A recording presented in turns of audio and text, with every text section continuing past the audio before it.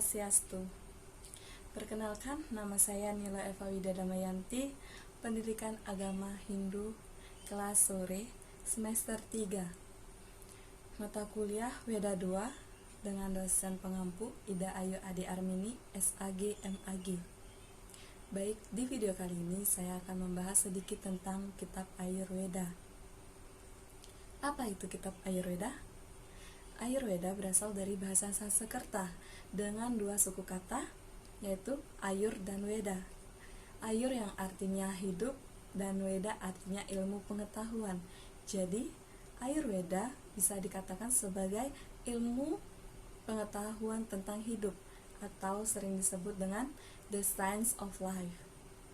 Dan kitab Ayurveda ini sudah dianggap sebagai metode pengobatan tertua di dunia yang sudah dipakai oleh dunia barat. Ayurveda mengedepankan konsep keseimbangan, dan orang yang menjalaninya percaya bahwa penyakit yang muncul karena adanya ketidakseimbangan dalam tubuh.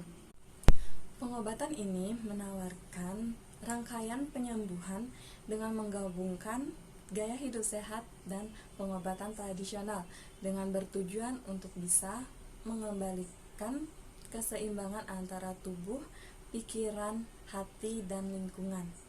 Pengobatan Ayurveda ini biasanya dimulai dengan cara menyucikan diri terlebih dahulu. Setelah itu baru menjalani kehidupan sehat sesuai dengan kitab Ayurveda, antara lain dengan cara mengonsumsi ramuan herbal, pijat terapi, yoga, dan meditasi. Dalam kitab Ayurveda sudah dijelaskan bagaimana tubuh dan alam semesta bisa berpengaruh pada kesehatan dan bagaimana pula mengatur kesehatan melalui pengolahan di dalam tubuh.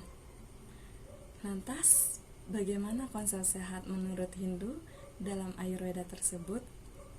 Ayurveda atau pengobatan penyembuhan kuno India merupakan sistem pengobatan holistik tertua di India. Pengobatan Ayurveda ini pertama kali dipelopori oleh Dwantari sekitar 1500 sebelum Masehi, namun baru sekitar tahun 200 sebelum Masehi pengobatan Ayurveda ini ditampilkan dalam bentuk tertulis dan menyeluruh. Ayurveda mengajarkan teknik operasi tanaman obat, terapi aroma, warna, dan gaya hidup sehat. Para pakar memperkirakan Ayurveda memiliki sejarah lebih panjang, yakni dirintis sekitar tahun 3000 sebelum Masehi, yang berisikan ajaran spiritual dan perilaku. Menurut teori Ayurveda, setiap manusia merupakan kombinasi dari 5 elemen, yaitu ruang, udara, air, dan api, serta tanah. Elemen-elemen ini kemudian bersatu dalam tubuh dan membentuk 3 jenis energi yang dinamakan dengan doshas atau body constitution. Doshas terdiri dari vata, kapha, dan pitta. Meski di tubuh manusia ada gabungan ketiganya, tapi pada umumnya ada satu jenis energi yang paling dominan dalam tubuh. Pada konsep Ayurveda, tingkat keseimbangan dosha seorang dianggap bisa menggambarkan keunikan kepribadian masing-masing dari orang itu tersebut, serta mengetahui resiko kecenderungan jenis penyakit yang dideritanya. Saat doshas di tubuh tidak seimbang, dipercaya bahwa hal ini akan menyebabkan gangguan pada aliran energi vital di tubuh yang disebut dengan prana.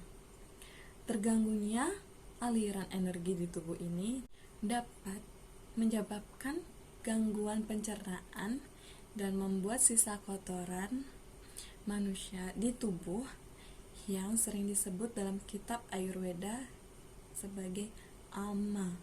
Doshas atau jenis energi yang ada dalam pengobatan Ayurveda merupakan bagian penting dalam konsep Ayurveda itu sendiri. Adapun bagiannya kita bahas satu persatu. Yang pertama ada Vata Doshas. Vata Doshas ini adalah gabungan dari elemen yang ada di alam semesta, yaitu udara dan ruang.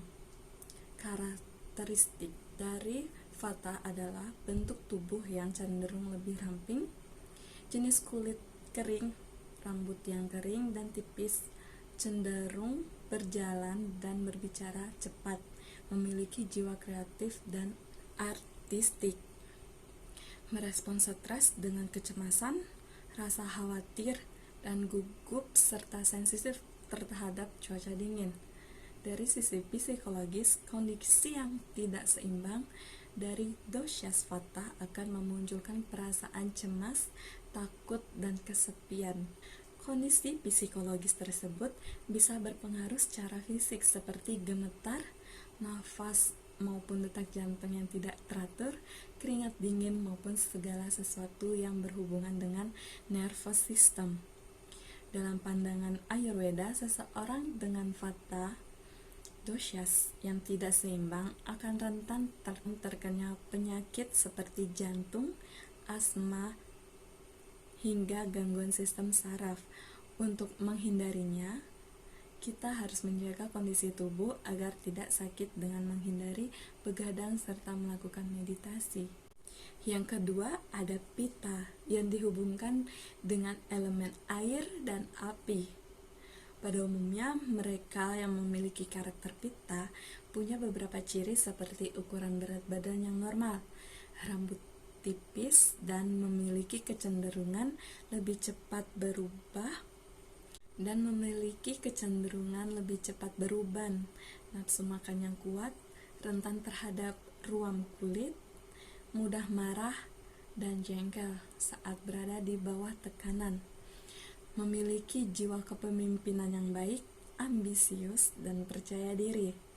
Bila sedang dalam kondisi yang tidak seimbang, Pitta doshas ini akan membuat dan merasakan frustasi dan marah. Dari sisi medis dan kesehatan secara fisik, Pitta mengatur sistem metabolisme, termasuk juga sistem pencernaan, penyerapan nutrisi, serta mengatur suhu tubuh manusia. Seseorang dengan Pitta doshas yang lebih dominan harus cermat memilih makanan dan minuman yang dikonsumsi supaya tubuh tidak mudah sakit, seperti menghindari makanan yang pedas atau asam. Tidak boleh terlalu kelelahan ataupun berada di bawah paparan sinar matahari terlalu lama. Yang terakhir ada dosha atau energi yang di dalam tubuh yang sering disebut dengan kapha. Dosha ini berhubungan dengan elemen tanah dan juga air. Karakteristiknya, kapha pada umumnya memiliki berat badan tubuh yang mudah meningkat, menyukai kondisi stabil, dan menghindari perubahan, memiliki kulit halus lembut dengan tampilan rambut bergelombang yang sehat. Ketika berada dalam kondisi stres, cenderung mengasihi diri sendiri dan depresi. Kapha merupakan energi di dalam tubuh yang mengatur sistem hidrasi semua sel, melumasi sendi, melembabkan kulit, mempertahankan kekebalan, serta melindungi jaringan-jaringan di dalam tubuh.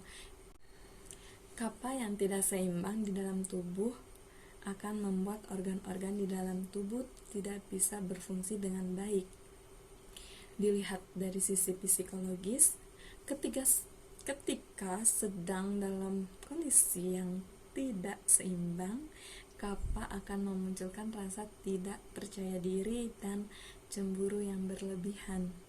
Nah, dari penjelasan saya tadi bahwa kata kunci dari Ayurveda adalah keseimbangan.